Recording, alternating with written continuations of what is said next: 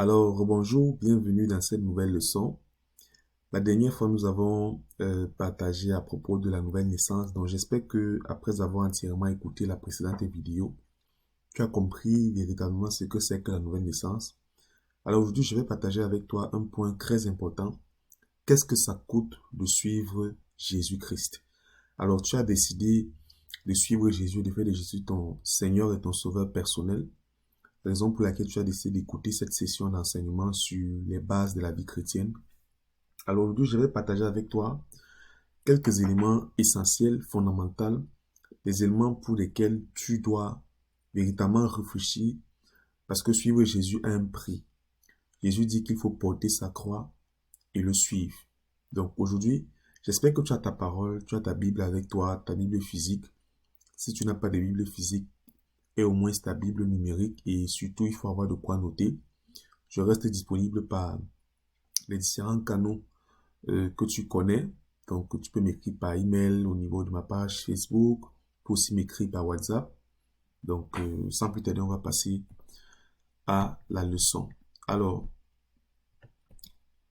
le prix à payer pour suivre Jésus. Alors, la parole de Dieu dit dans le livre d'Amos, Amos 3, verset 3. Alors, Amos, c'est un livre de l'Ancien Testament qui a été écrit par le prophète Amos. Donc, si jamais tu cherches ce livre dans la parole, sache que c'est dans l'Ancien Testament. Je t'encourage à faire une recherche, mais pause, va, cherche dans la Bible et puis il faut lire en même temps que moi. Parce que le fait de lire la parole, toi-même, va te permettre de croire vraiment à ce qui est dit et de faire grandir ta foi. Donc, c'est vraiment important. Chaque fois qu'on donne un verset, ouvre la Bible et regarde le verset dans la parole de Dieu. Donc, dans Amos 3, verset 3, la Bible dit, deux hommes marchent-ils ensemble sans en être convenu. Alors, qu'est-ce que ce texte veut dire? Aujourd'hui, tu veux marcher avec Jésus. Aujourd'hui, tu as décidé de faire de Jésus ton Seigneur et ton Sauveur personnel. Alors, si tu veux véritablement marcher avec Jésus-Christ, comme la Bible le dit, tu ne peux pas marcher avec Jésus si vous ne vous êtes pas convenus. S'accorder avec Jésus dès maintenant te permet d'aller loin dans ta marche chrétienne.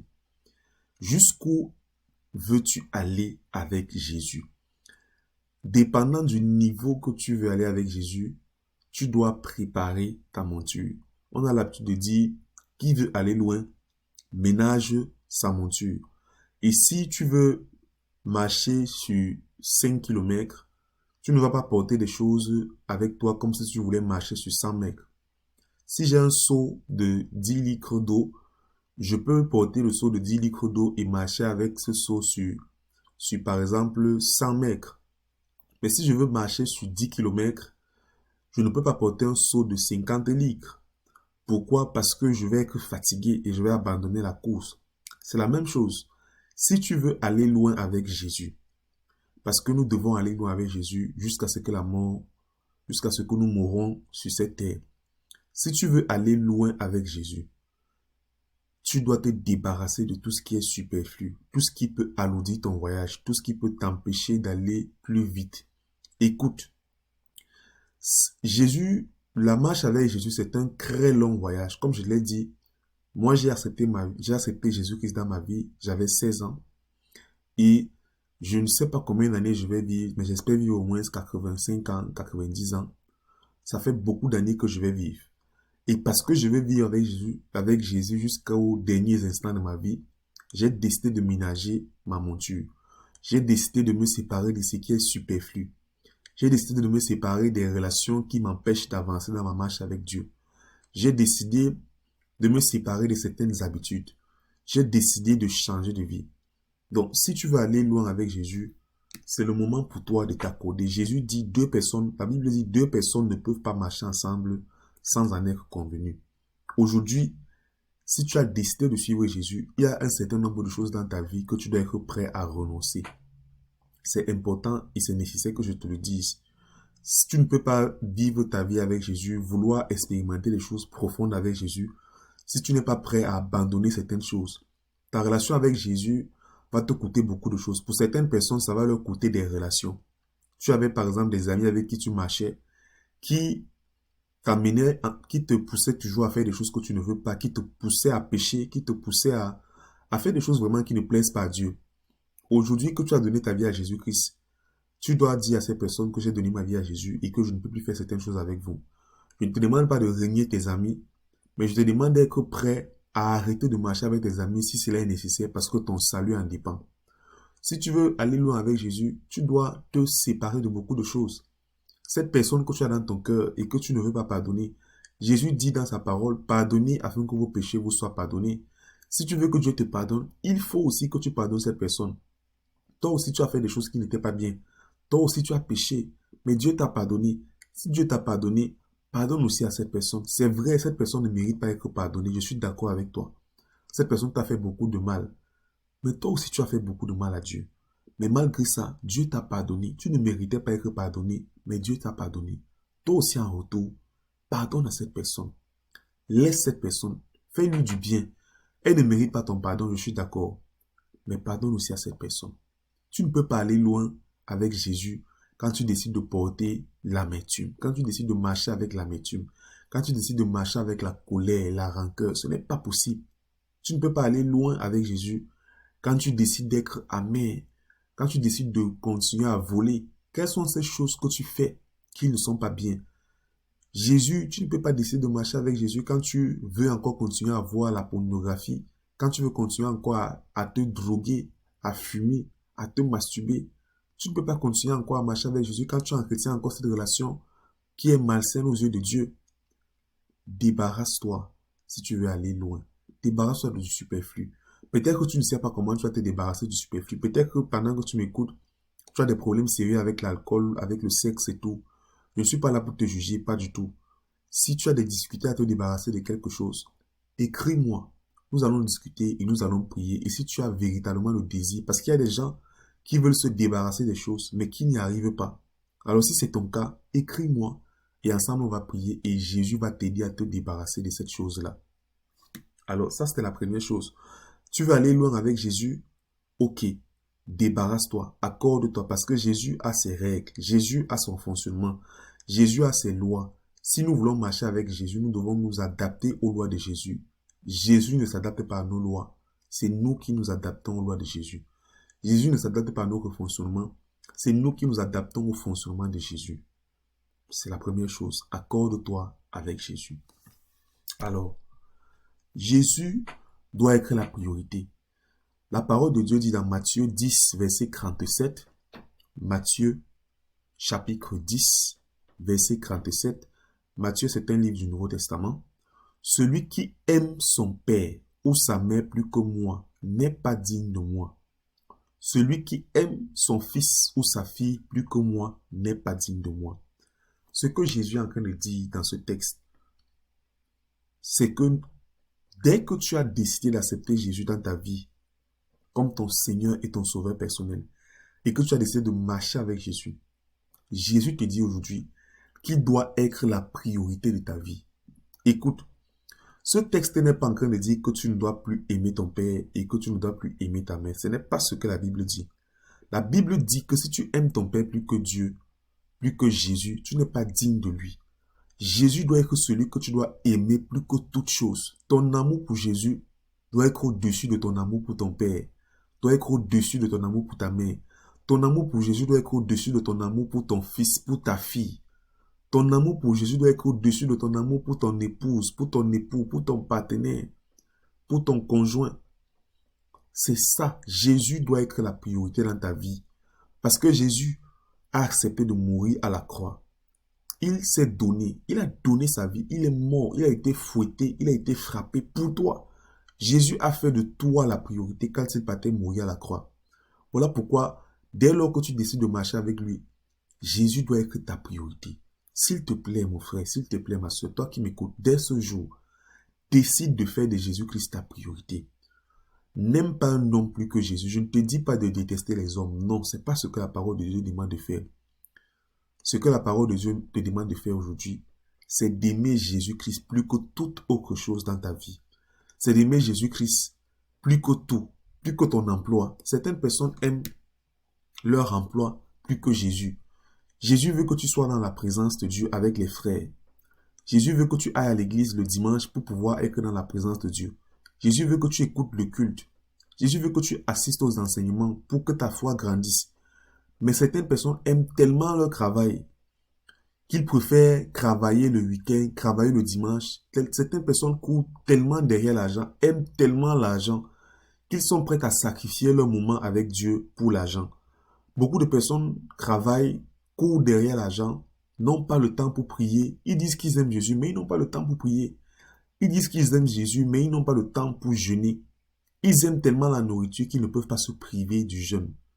Qu'ils ne peuvent pas se priver de la nourriture, pardon. Ils aiment tellement la nourriture qu'ils ne peuvent pas jeûner. C'est un danger, c'est un danger. C'est un danger pour toi. Et Jésus dit encore dans Luc 14, verset 26, « Si quelqu'un vient à moi, s'il ne hait pas son père, sa mère, sa femme, ses enfants, ses frères et ses sœurs, et même sa propre vie, il ne peut être mon disciple. » La haine dont Jésus parle ici, Jésus ne parle pas de la haine au sens propre, mais au sens figuré. Quand Jésus dit que si quelqu'un ne hait pas son père, sa mère, sa femme, ses enfants, ses frères, ses sœurs, et même sa propre vie ne peut être mon disciple, Jésus est en train de te dire que tu dois l'aimer plus que ton père, plus que ta mère, plus que ta femme, plus que tes enfants, plus que tes frères, plus que tes sœurs, plus que ta propre vie. Parce que si tu aimes ta vie plus que Jésus, lorsque Jésus va te dire va à gauche, tu vas refuser d'aller à gauche parce que tu veux aller à droite. Si tu décides aujourd'hui de devenir un disciple de Jésus-Christ, Jésus doit être la priorité dans ta vie. Comment est-ce qu'on voit qu'un homme aime Jésus, aime ses enfants, ou bien sa femme, ou bien ses frères, ou bien ses parents plus que Jésus? Je te prends un exemple très simple. Tu as décidé de suivre Jésus. Et tu sais qu'il faut que tu pries, il faut que tu développes ta relation avec Jésus. Et tu as par exemple ton frère ou ton père qui te dit qu'il ne veut plus te voir prier, qui te dit qu'il ne veut plus que tu pries. Si tu arrêtes de prier ton Dieu parce que ton père t'a dit qu'il ne veut plus que tu pries, alors aux yeux de Dieu, tu as aimé ton père plus que lui. Dis que tu aimes Jésus plus que ton père. Ça veut dire que ce que Jésus te demande de faire est prioritaire par rapport à ce que ton père te demande de faire. Je le redis encore, il ne s'agit pas ici de manquer du respect à nos parents, ou bien d'haïr nos parents, ou bien de mépriser nos parents. Non. Il s'agit de prioriser ce que Jésus nous demande de faire. Si ton père te dit, je ne veux plus jamais t'entendre prier, parce que tu aimes Jésus, tu dois continuer à prier. Tu n'as pas besoin d'aller prier devant ton père physiquement pour lui montrer que tu pries. Non, ça c'est un manque de sagesse. Mais dans le lieu secret, tu peux te cacher et tu pries. Parce que tu aimes Dieu, tu aimes Jésus plus que ton père, tu continues de prier malgré qu'on t'a interdit de prier. Lorsque tu décides de suivre Jésus-Christ, tu es persécuté. Jésus a été persécuté. Jésus a été lapidé. Les hommes ont persécuté et ont lapidé Jésus. Parce que tu as décidé de venir à Jésus, tu seras persécuté dans ta vie. Tu auras beaucoup d'amis qui marchaient avec toi et qui vont décider de ne plus marcher avec toi parce que tu as décidé de suivre Jésus. Tu auras beaucoup de camarades qui ne vont plus vouloir marcher avec toi parce que tu as décidé de suivre Jésus. Tu auras certaines personnes de ta famille qui vont commencer à te détester, à te haïr, à te rejeter parce que tu as décidé de suivre Jésus. Moi, j'ai été rejeté par mon père, par ma mère, par ma famille à un moment donné parce que j'avais décidé de suivre Jésus. Mais je n'ai pas abandonné ma marche avec Jésus. J'ai décidé de suivre Jésus coûte que coûte. Voilà pourquoi aujourd'hui, tu ne dois pas abandonner. Est-ce que tu aimes Jésus plus que ta famille? Est-ce que tu aimes Jésus plus que tes enfants? Est-ce que tu aimes Jésus plus que tout? Aujourd'hui, je t'invite, s'il te plaît, à mettre Jésus au-dessus de tout. Jésus doit dorénavant devenir ta priorité et uniquement ta priorité. Alors, Jésus dit que tu dois l'aimer plus que ta propre vie. Pourquoi est-ce que la Bible parle d'aimer Jésus plus que sa propre vie? C'est tout simplement parce que les hommes parfois, par leur façon de vivre, n'accordent pas de l'importance à Jésus. Tu vas par exemple voir certaines personnes qui veulent vivre comme ils veulent, mais ils veulent devenir des disciples de Jésus. Ce n'est pas possible. Si tu veux devenir un disciple de Jésus-Christ, tu dois haïr ta propre vie. Haïr ta propre vie, ça ne veut pas dire détester ta vie, mais ça veut dire que tu dois être prêt à renoncer à ta vie. Oui, si Jésus te demande d'aller quelque part, si Jésus te demande de parler à des inconnus, il faut que tu sois prêt à parler à des inconnus. Tu ne dois pas te dire non, moi je ne parle pas aux inconnus, moi je ne parle pas à celui-ci. Tu dois être prêt à obéir, tu dois être prêt à renoncer à ta vie pour suivre Jésus. Comme je te l'ai dit, j'ai été persécuté dans ma foi chrétienne. Je n'avais que 18 ans parce que j'ai donné ma vie à Jésus. J'avais 16 ans. J'avais décidé de suivre Jésus. Et j'ai été persécuté. Plusieurs personnes dans ma famille m'ont abandonné. Mais j'ai continué à suivre Jésus. Et la persécution est passée. Et aujourd'hui, ma famille a décidé d'accepter ma position à Jésus-Christ. Et je suis heureux de servir Jésus et de marcher avec Jésus parce qu'il ne m'a jamais abandonné. Et moi aussi, je ne suis pas prêt à l'abandonner d'aussitôt. Je compte vivre et le suivre tous les jours de ma vie. Et j'espère que c'est dans ça aussi que tu veux te lancer. Alors, des exemples inspirants. Je partage avec toi quelques exemples inspirants dans la Bible des personnes qui ont payé un prix pour suivre Jésus. Dans Matthieu 4, versets 18 à 19, Matthieu, c'est un livre du Nouveau Testament. La Bible nous dit: comme Jésus marchait le long de la mer de Galilée, il vit deux frères, Simon appelé Pierre et André son frère, qui jetaient un filet dans la mer, car ils étaient pêcheurs. Il leur dit: suivez-moi, et je vous ferai pêcheurs d'hommes. Et la Bible dit: aussitôt, ils laissèrent les filets et le suivirent.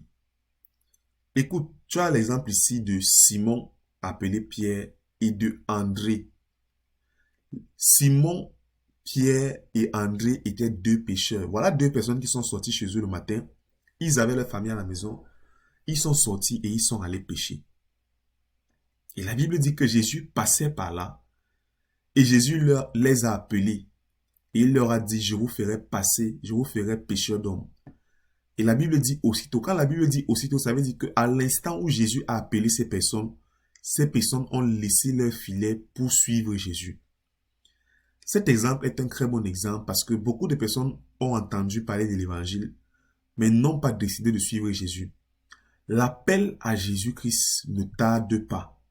Lorsque Jésus t'appelle, tu dois le suivre aussitôt.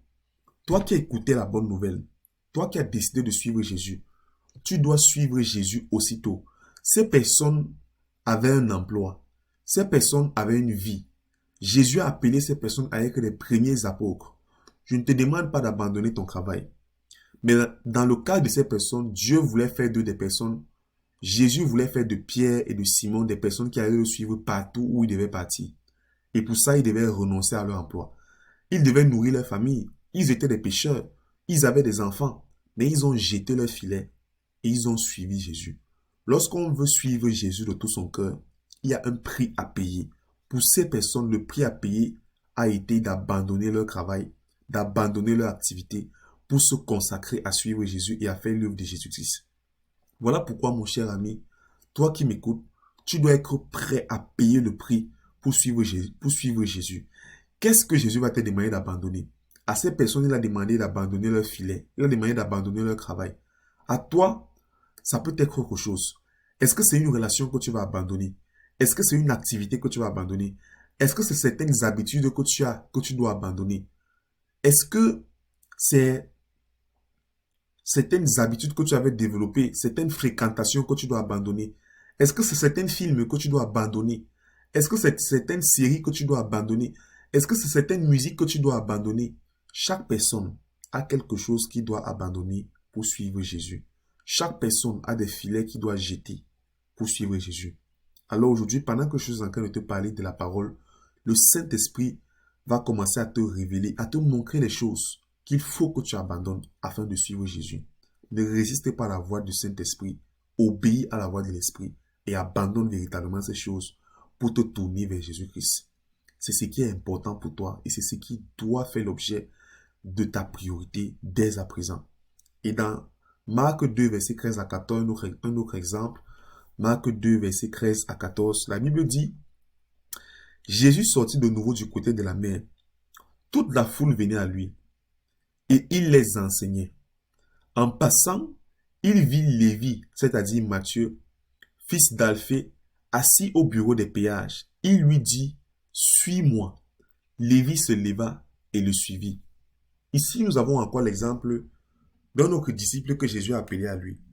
Jésus était Lévi, c'est-à-dire Matthieu, était un collecteur d'impôts. La Bible dit qu'il était assis au bureau des péages.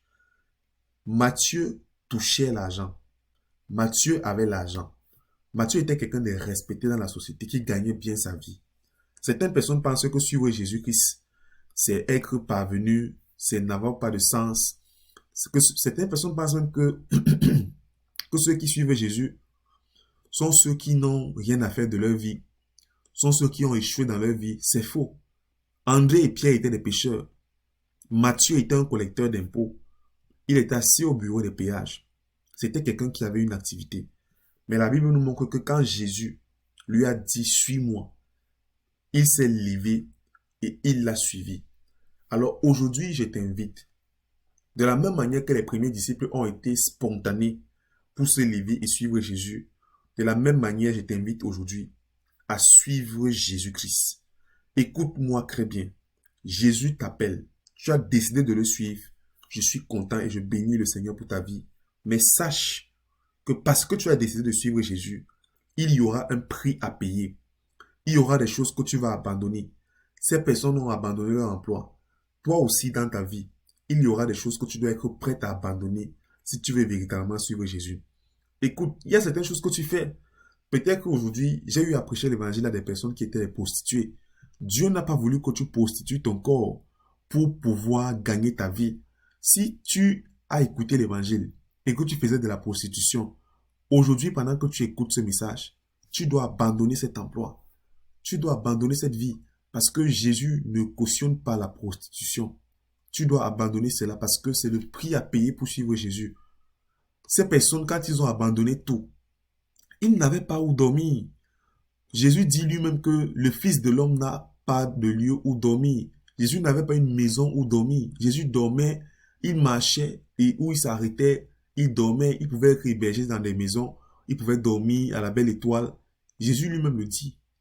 Ça veut dire que si aujourd'hui, le prix à payer pour toi, c'est que tu te retrouves en train de dormir hors d'un toit, en train de dormir dans un lieu qui n'est plus au standing que tu avais avant, alors il faut que tu le fasses. J'ai connu une personne qui était entretenue par un homme marié. Cet homme n'était pas son mari, cet homme était, je ne sais pas comment l'appeler. En fait, cette femme était la maîtresse d'un homme marié. Et lorsqu'elle a accepté Jésus, elle a décidé d'abandonner cet homme marié. Elle a dit, cet homme n'est pas mon mari. Pendant longtemps, j'ai pris le mari d'une femme. Pendant longtemps, j'ai arraché le mari d'une femme. Aujourd'hui, j'ai donné ma vie à Jésus. Et parce que j'ai donné ma vie à Jésus, j'ai décidé de mettre fin à cette relation. Mais laisse-moi te dire que cette sœur était bien entretenue par cet homme marié. Cet homme marié payait une maison. Il logeait cette femme. Il lui donnait l'argent chaque mois. Cette femme n'avait pas besoin de travailler. Elle était bien entretenue par son amant. Mais parce qu'elle a décidé de suivre Jésus, elle a abandonné cette vie de maîtresse. Elle a libéré le mari de la femme d'autrui. Et cette femme est rentrée. Elle a cherché une maison qu'elle pouvait payer à partir de ses moyens. Et elle a recommencé sa vie à zéro. C'est ça le prix à payer pour suivre Jésus. Cette femme ne pouvait pas continuer à dire qu'elle suit Jésus tout en faisant sa vie avec le mari de quelqu'un, avec l'amant de quelqu'un. Qu'est-ce que ça va te coûter de suivre Jésus? Je ne sais pas, mais tu le sais et le Saint-Esprit le sait. Et pendant que je te parle, le Saint-Esprit va te montrer les choses que tu dois laisser pour suivre Jésus. S'il te plaît, ne résiste pas. Abandonne ces choses et consacre-toi à Jésus-Christ. Parce que tout le monde a payé un prix pour suivre Jésus. Tout le monde. Tous ceux qui sont devenus des grands hommes de Dieu, tous ceux qui sont devenus des serviteurs de Dieu, tous ceux qui ont suivi Jésus d'un cœur sincère, ont payé un prix pour suivre Jésus. Je t'ai partagé le cas de 3 disciples dans la parole de Dieu Il y en a beaucoup d'autres. Alors, Jésus est la fondation appropriée. La parole de Dieu dit dans le livre de Luc 6, versets 47 à 49, et ça c'est Jésus qui dit, « Je vous montrerai à qui est semblable tout homme qui vient à moi, entend mes paroles et les met en pratique. Il est semblable à un homme qui, bâtissant une maison, a creusé profondément et a posé le fondement sur le roc. Une inondation est venue et le torrent s'est jeté contre cette maison sans pouvoir l'ébranler parce qu'elle était bien bâtie. Mais celui qui entend et ne met pas en pratique est semblable à un homme qui a bâti une maison sur la terre sans fondement.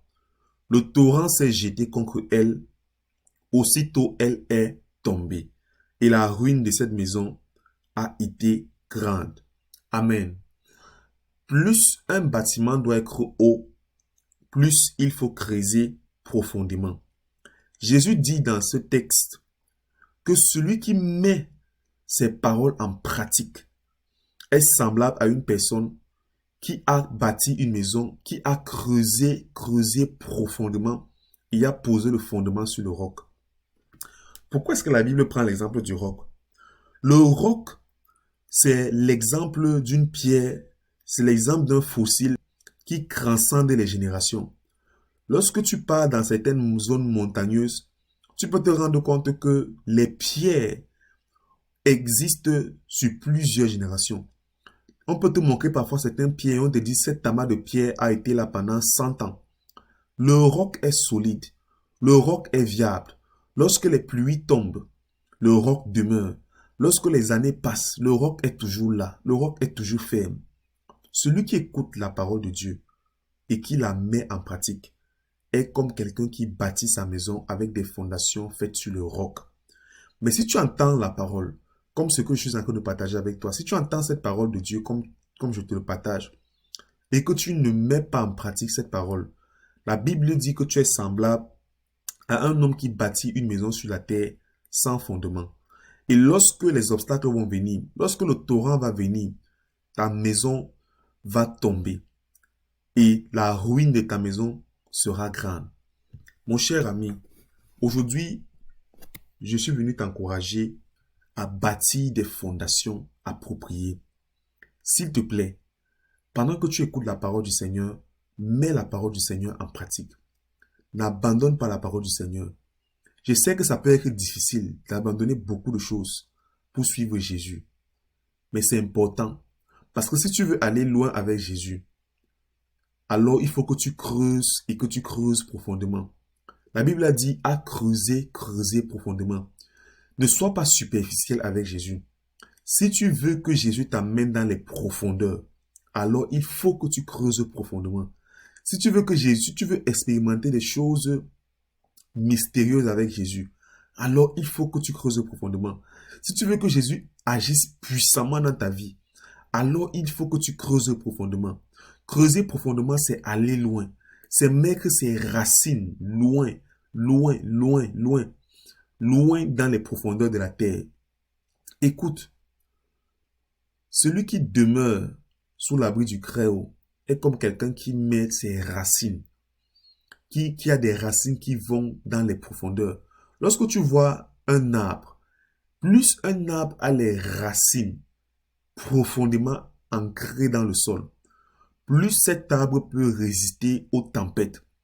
Si tes racines ne sont pas ancrées en Christ, parce que Jésus dit qu'il est la pierre angulaire, si Jésus n'est pas le fondement de ta maison, si Jésus n'est pas le fondement de ta vie, si tes racines ne sont pas ancrées en Jésus, si tu n'as pas fondé ta vie sur Jésus qui est le roc, je te promets mon cher ami, lorsque les tempêtes vont venir, lorsque le torrent va venir, ta maison qui est semblable à un arbre va s'écrouler et va tomber.